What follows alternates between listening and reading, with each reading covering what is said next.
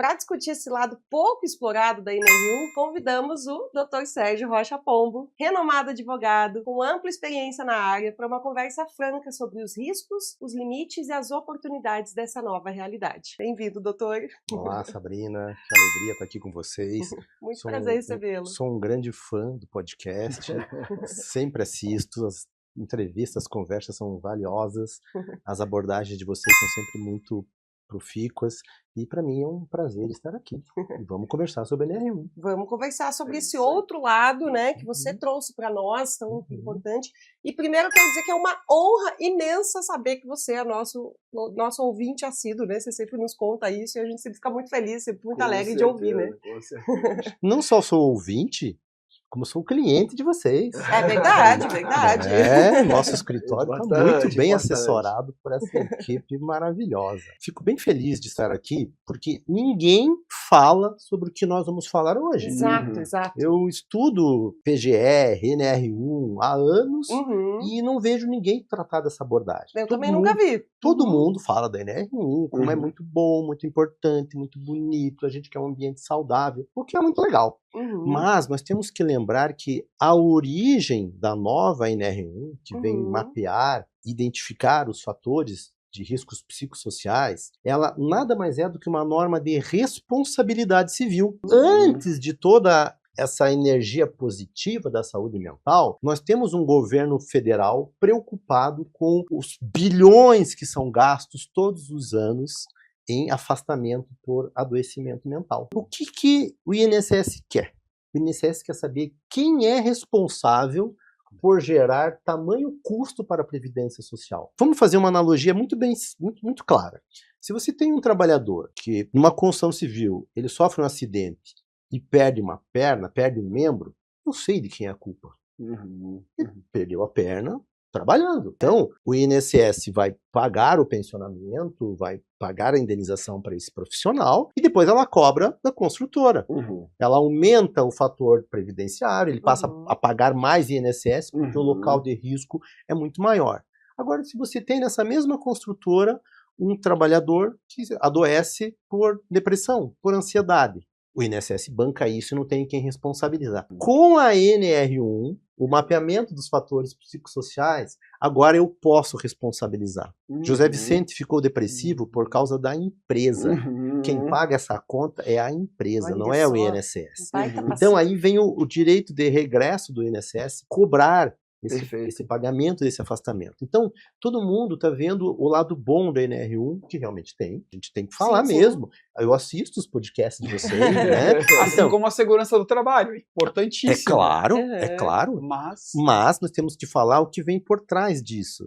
Mas qual a diferença, Paulo, se você me permite, qual a diferença da responsabilização do acidente de trabalho clássico para a doença do trabalho, que é a doença psicossocial? No acidente de trabalho clássico, eu tenho marcadores biológicos ou marcadores físicos. Essa evidência tangível. É claro. Existe uma evidência tangível, clara. Você, como engenheiro, sabe. Se eu tiver num ambiente com muito ruído, eu pego um decibelímetro. Pronto. Se eu tenho um guarda-corpo muito baixo, eu tenho que ajustar esse guarda-corpo à norma. Se eu tenho um produto químico como tolueno, benzeno, eu sei que... Agora, que causa depressão? As ferramentas de mensuração são padronizadas, né, nesse primeiro caso. E no caso da doença psicossocial, que ferramentas são essas? E que ferramentas são essas hoje em dia, inclusive? O problema é exatamente o perigo das ferramentas. É isso que o empresário não está enxergando. Com a alteração da NR1, com a nova NR1 que a gente está chamando, porque a NR1 ela trata de todos os fatores.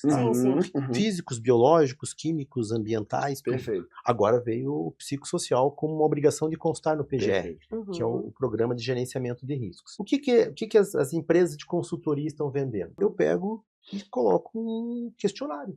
Um questionário psicométrico. Você vai responder lá 30, de autorrelato, né? De autorrelato.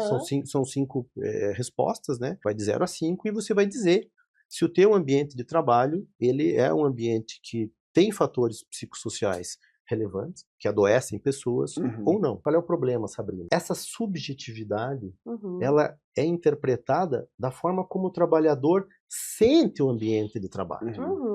É uma percepção. É uma percepção dele, pessoal. Se você der um formulário para mim, hoje, para responder essas 50 perguntas, que eu tô feliz da vida, fui convidado por vocês para estar nesse podcast, tô felizão. A minha resposta vai ser de um jeito. Se você me der amanhã, que eu briguei com a minha mulher, minha mãe tá doente, internada no hospital, eu tô cheio de dívida, boleto vencendo, vai ser diferente a minha percepção.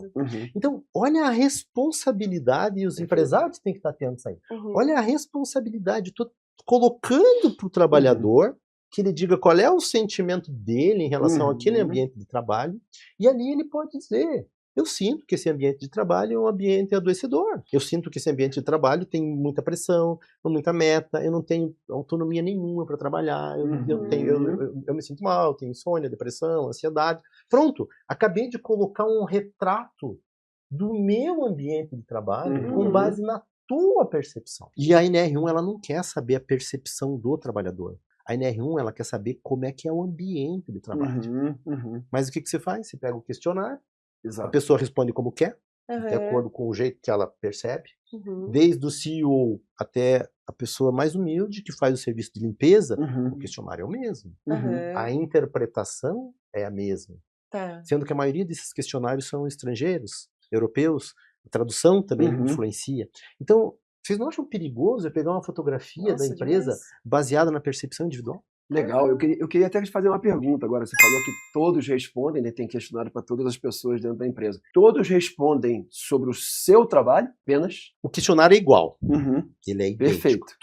Todas as perguntas são absolutamente as mesmas, do começo ao fim. Sobre o trabalho do respondente? Do respondente. Ok. O que algumas empresas de consultoria fazem, algumas fazem isso, eu acho errado, não vou justificar aqui o motivo porque eu acho errado, cuidaria mais de um podcast, né? Mas faz a mesma pergunta para todos os trabalhadores e fazem um mapeamento de todos. Então, se a empresa tem 1000 empregados, o relatório vai sobre todos os 1000. Outras empresas fazem por setor. Então, o setor administrativo está sujeito a um tipo de fator psicossocial diferente da produção, que é diferente do comercial. Sei lá, o comercial tem metas para cumprir, de vendas, comissionamento. O nível de estresse para você ganhar comissão no final do mês é diferente daquele que não precisa. Né? Um atendimento ao cliente, por exemplo. Claro, atendimento. Imagine esses telemarketing. Imagine o nível de estresse disso. Imagine o nível de estresse no hospital de quem faz atendimento de emergência. Né? Então, eu entendo que o ideal seria você segmentar por grupos homogêneos de exposição. Então, aqueles trabalhadores que estão sujeitos ao mesmo grupo homogêneo, eu vou ter uma leitura diferente. Mas o questionário é igual. Ok.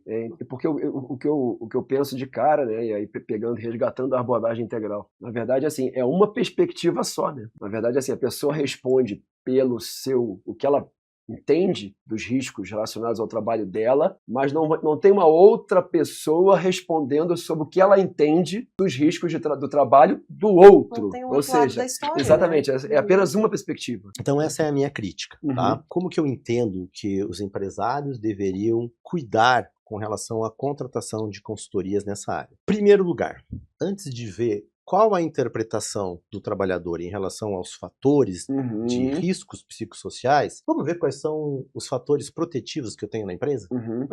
Então, antes de falar o que eu tenho de ruim, vamos ver o que eu tenho de bom? Porque, de repente, aquilo que eu tenho de bom pode neutralizar o que eu tenho de ruim. A gente está falando aqui uma linguagem muito básica, né? Nada de jurídico, né? Mas é isso. Vou mapear tudo que eu tenho de bom. O que eu ofereço para os meus trabalhadores? E aí a gente vai desde assistência médica, assistência psicológica, plano de saúde, desenvolvimento, treinamento, né? desenvolvimento. Isso tudo são fatores positivos. Então, se você identifica um problema num determinado núcleo da empresa com ansiedade, na área de vendas, por exemplo, eu sei que é uma especialidade tua, né? Você identifica um fator de estresse naquele ambiente, vamos colocar um treinamento aqui, vamos fortalecer as lideranças para que eu vá diminuindo isso. Porque a NR1 ela não quer que você apenas mapeie os problemas, você tem que também apresentar a solução. Endereçar. Sim. Você tem que fazer. O que eu vou fazer com isso e quando que eu vou fazer quando que eu vou fazer isso? Perfeito. E quem é o responsável por essas medidas? Qual que é o meu conselho? Primeiro você faz o mapeamento dos fatores positivos. Depois você usa o questionário para medir a percepção do trabalhador. De acordo com a percepção do trabalhador, aí eu vou checar essas informações.